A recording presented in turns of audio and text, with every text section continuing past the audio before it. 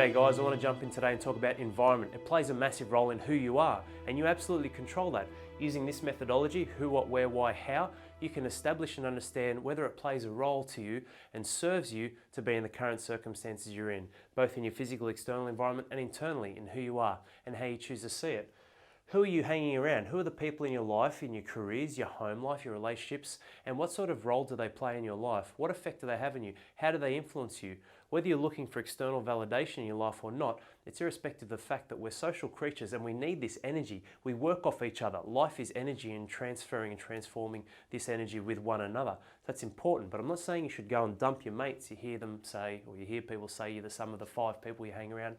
Look, that may hold some truth and ring true to a degree, but the reality is you're also ultimately the sum of the perception you have of those people around you and how you choose to see them and see the relationship you have with them. That's got more power, that's more liberating, you have more control with that.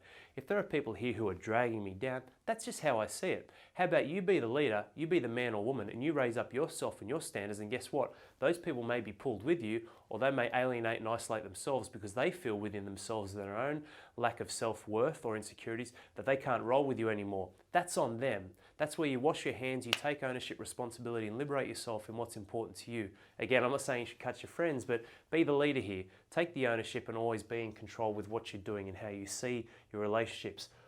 What's the physical environment look like to you?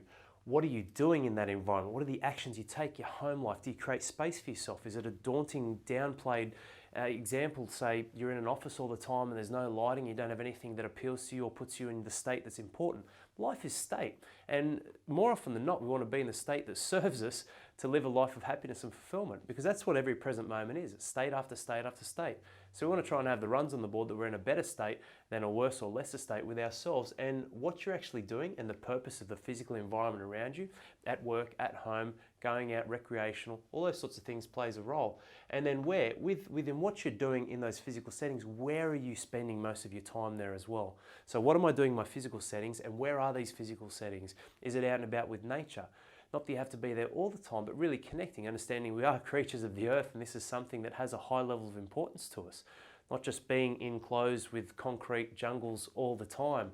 Making sure you're breaking free and looking at where can I be that's going to boost myself? Where can I be that's going to change the internal environment because the external environment is so beautiful or natural or serving towards me or in a harmonious light? It's something I connect with really well.